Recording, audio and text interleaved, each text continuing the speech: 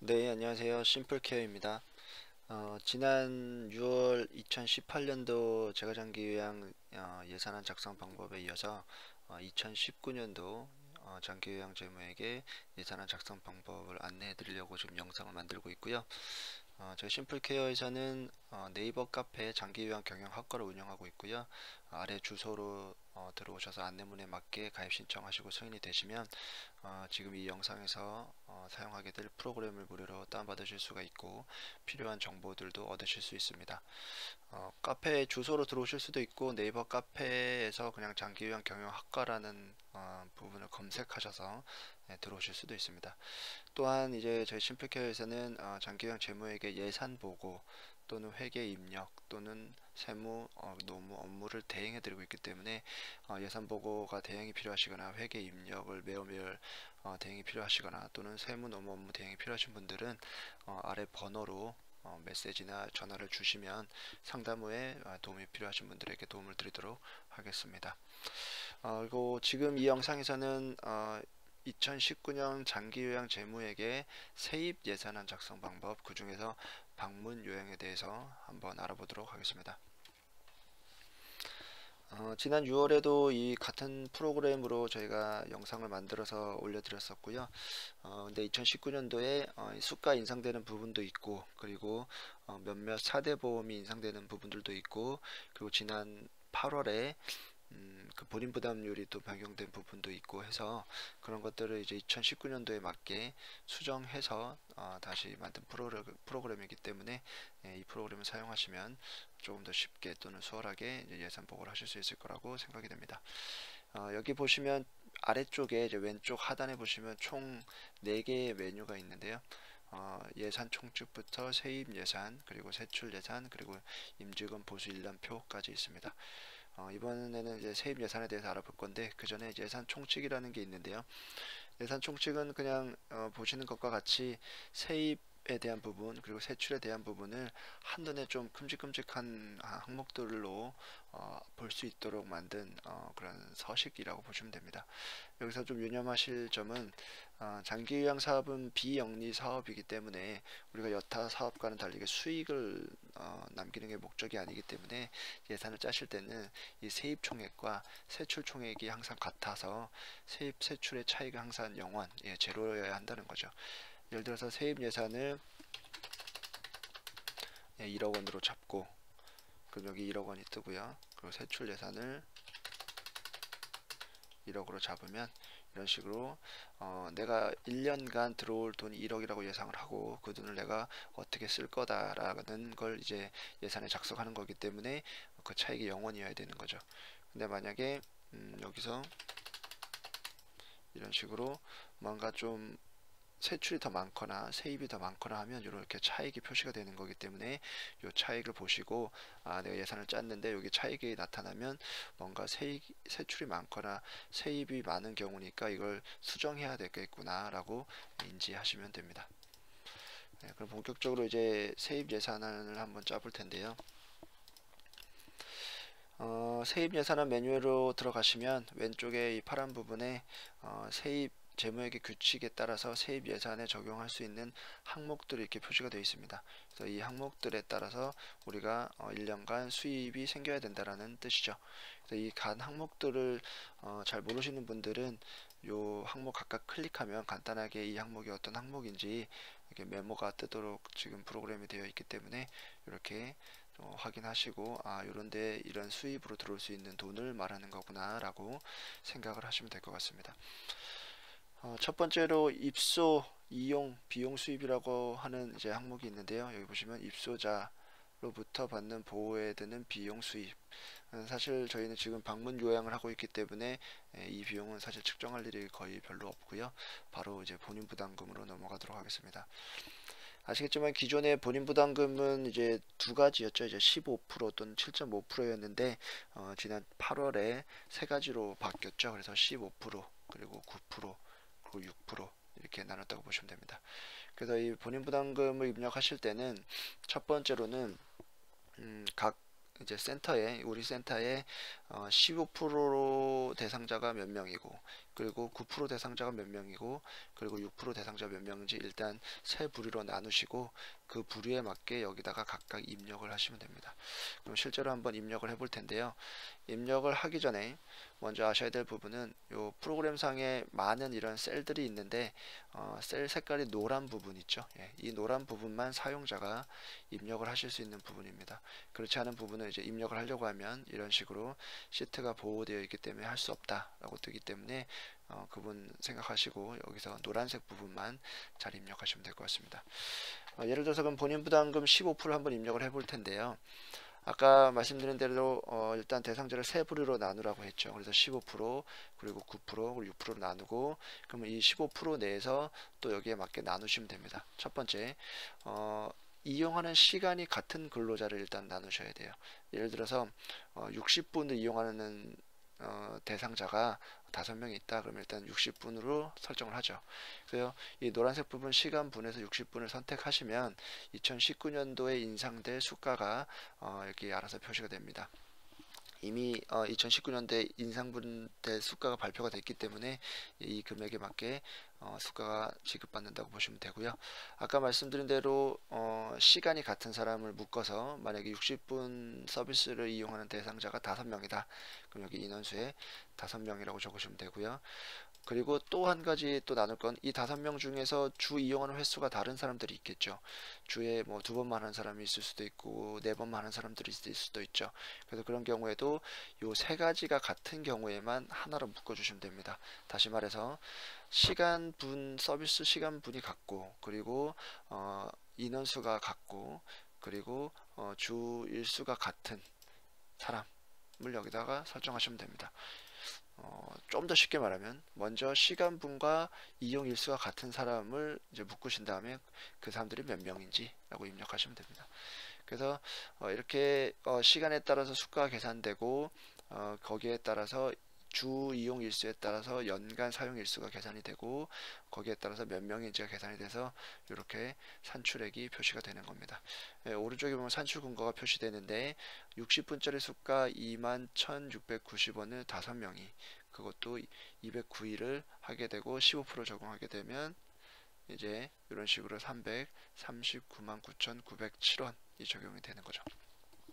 한 번 더 적용을 해보면 이번엔 120분을 이제 이용하는 수급자가 있죠. 120분 2019년도 수가는 36,720원. 그리고 그 중에서 120분을 하는데 주 5회를 이용하는 사람이 만약에 6명이다. 그럼 6명에 대해서 이렇게 산출이 자동으로 되고 산출 근거가 자동으로 표시가 되는 겁니다. 두 번째로 이제 9%, 9% 적용하는 사람도 똑같겠죠. 만약에 180분을 이용하는 사람이 주 4회를 이용하는 사람이 똑같이 한 3명 정도 있다. 그럼 여기에 맞게 산출액이 표시되고 산출 근거가 표시가 되는 겁니다. 마찬가지로 6%도 마찬가지죠. 30분짜리가 주 6회를 하는 분이 뭐 예를 들어 6명이다. 그럼 여기에 맞게 산출액과 산출 근거가 표시가 되는 거죠. 이렇게 산출된 금액은 여기 보시면 본인 부담금이라는 금액에 합계액이 표시가 되도록 되어 있습니다. 그리고 이렇게 산출을 하시면 지금 여기 보면 쭉 다른 것들이 있지만 밑으로 쭉 내려가시면 장기요양 급여 수입에 자동으로 이런 것들이 표시가 됩니다.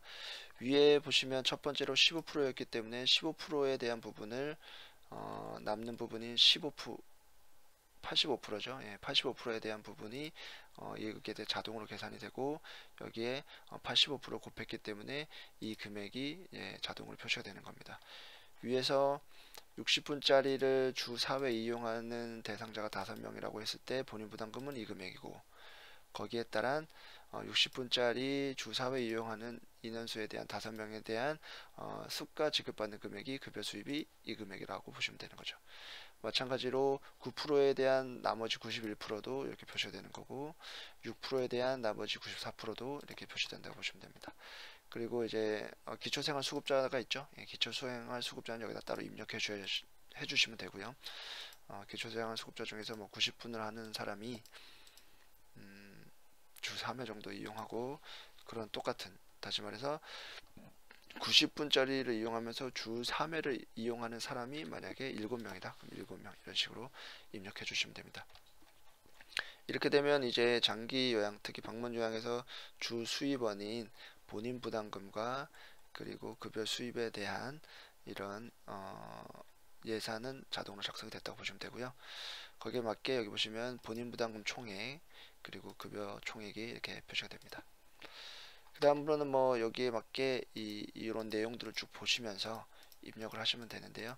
뭐 임용비는 예를 들어서 뭐 미용비, 어르신들 뭐 이발해 주거나 이런 경우들도 있죠. 그런 게 어느 정도 내가 한 달에 몇 번 정도 아니면 뭐 몇 달에 몇 번 정도 하게 되면 이 정도 수입이 들어올 것 같다라고 하시면 여기다 적으시면 되고요. 기타 비급여 수입, 여기 보시면 식재료비 뭐 이런 내용이기는 한데 요것도 사실은 뭐 식재료비 같은 경우에 방문 요양에서 쓰는 일은 거의 없기 때문에 쓸 일을 별로 없다고 보시면 되고, 사업 수입도 사실은 크게 없습니다. 과년도 수입, 전년도에 세입 조정된 수입으로서 금년도에 수입으로 확정된 거, 요것도 사실은 별로 할 일은 별로 없고요. 국고보조금, 요거는 국가로부터 받는 보조금 대부분은 없죠. 시도보조금, 시도보조금도 거의 없고요. 시군구 보조금 같은 경우에는 지역에 따라서 요양보호사나 뭐 사회복지사나 이런 근로자한테 한 달에 얼마씩 지급해주는 경우가 있는데, 그런 경우에는 여기다가 예를 들어서 한 달에 뭐 10만원씩 5명을 받으면 50만원이고 그걸 곱하기 12 하시면 얼마다 라고 해서 여기다가 12개월치를 넣으시면 됩니다. 항상 예자는 지금 1년치를 짜는 거기 때문에 곱하기 항상 12를 하셔서 거기에 맞는 금액을 산정하시면 됩니다. 기타 보조금, 말씀드린 국고, 시도, 시군구 보조금 외에 혹시나 뭐 보조금 받는 것들이 있으면 여기다 입력하시면 되고요. 지정 후원금, 비지정 후원금이 있는데 후원금을 받으시는 분들은 거기에 맞게 지정 후원금을 이렇게 꼭 써달라고 하는 후원금인데, 실질적으로는 지정 후원금은 그렇게 많지는 않죠. 그래서 대부분은 비지정 후원금이기 때문에 비지정 후원금이 한 얼마 정도 1년간 들어올 것으로 예상되는 금액을 여기다 입력하시면 됩니다. 지금 장기요양 급여 수입은 자동으로 입력이 됐기 때문에 그냥 넘어가고, 다만 아까 말씀드린 대로 100% 그러니까 기초생활수급자, 의료수급자 같은 경우에는 여기에다 따로 입력하시면 되고요. 가상금 수입도 아까 말씀드린 대로 급여 수입 중에서 이제 의료나 이제 일반 요양 같은 경우에 가상금이 따로따로 나오죠. 그래서 그런 거 생각하셔서 1년에 한 요 정도 들어오겠다라는 금액을 여기다 입력하시면 됩니다. 금융기관 차입금, 금융기관으로부터 받는 차입금 혹시 있으시면, 운영에 필요해서 그리고 운영에 쓰시는 금액이 있으시면, 아니면 쓸 것으로 예상되는 금액이 있으시면 여기다 입력하시면 됩니다. 기타 차입금, 기타 차입금이라는 것은 우리가 여기서 말하는 금융기관 외에 개인에게 또는 빌리게 되는 그런 차입금, 보통은 개인에게 빌리는 차입금이라고 보시면 돼요. 그래서 그런 차입금이 있으시면, 내가 어느 정도 이런 개인이나 단체로부터 2019년 안에 내가 좀 차입을 할 것으로 예상되는 금액이 있다 라고 하시면 그것 또한 1년간 여기다 적으시면 됩니다. 법인 점입금, 법인 뭐 이런 것들이 있는데, 법인 전입금은 법인이 방문 요양을 운영하는 경우들이 있죠. 그래서 법인으로부터 전입, 그러니까 법인으로부터 방문 요양 기간에다가 돈을 넣을 것으로 예상되는 금액이 있다면 여기다 넣으시면 됩니다.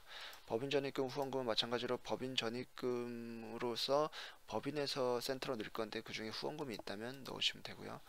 기타 전입금, 여기서 좀 알아두셔야 될 내용은 기타 전입금과 기타 차입금의 차이입니다.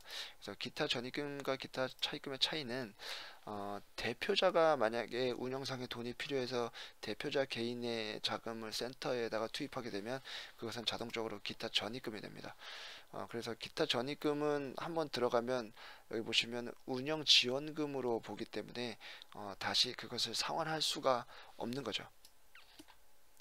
그래서 한 가지 팁을 말씀드리자면, 만약에 운영상에 대표자나 운영자가 자금이 필요해서 돈을 넣어야 되는 상황이기는 한데, 이걸 결국엔 또 나중에 또 상환도 받고 싶다면 대표자 이름으로 그런 자금을 투입하시는 게 아니라 한번 걸러서 대표자가 아닌 다른 이 기관과 관련이 없는 사람의 이름으로 차입을 하셔서 하게 되면 그것이 기타 차입금으로 잡히는, 여기 보시면 개인으로부터의 차입금이 잡히는 거죠. 그리고 그 개인과의 차용증을 하나 작성해 놓으시면 그 근거로 인해서 결국에는 그런 것들을 상환할 수 있는 그런 방법들이 있습니다. 이거는 이제 그냥 팁으로 알아두시면 되고요.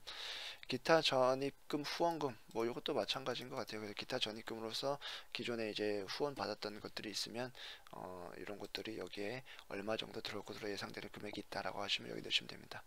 전년도 예열금, 이제 2018년도 결산을 보게 되면 잔액이 남게 되겠죠. 그리고 18년도에서 넘어오면서 19년도 초에 어쨌든 초기에 자금이 필요하기 때문에 어느 정도 이월금은 필수이기 때문에 어느 정도 이월될 것으로 예상되는 금액을 여기다가 넣으시면 됩니다.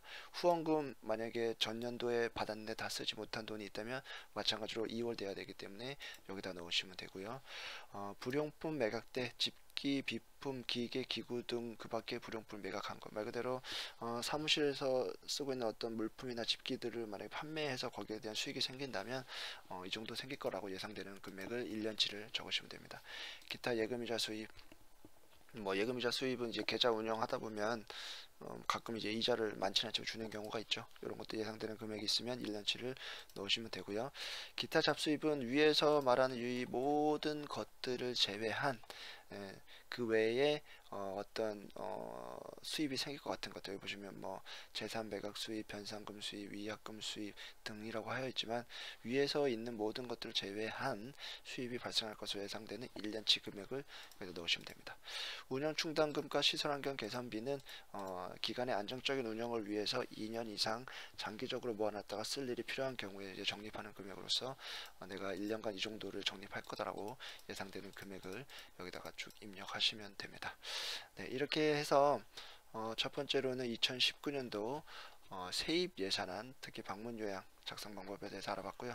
마지막으로 여기 보시면 예산 적용 일수가 있는데 지난 6월에는 우리가 6개월치 예산을 짜는 거였기 때문에 여기 보면 6월로 설정을 했었는데 이제부터는 정상적인 1년치 12개월치를 하는 거기 때문에 12개월로 하면 되고요. 여기 뭐 사업 코드, 사업명은 방문 요약이라고 적으시면 되고, 뭐 코드는 적으셔도 되고 안 적으셔도 됩니다. 네, 이런 식으로 해서 이 절차에 맞게 셀 중에서 노란색으로 되어 있는 부분만 쭉 입력하시면 거기에 맞는 금액이 여기에 총 계산이 된다고 보시면 되고요. 이제 다음 영상에서는 두 번째로 세입에 이은 세출 예산 작성 방법에 대해서 한번 알아보도록 하겠습니다. 네, 감사합니다.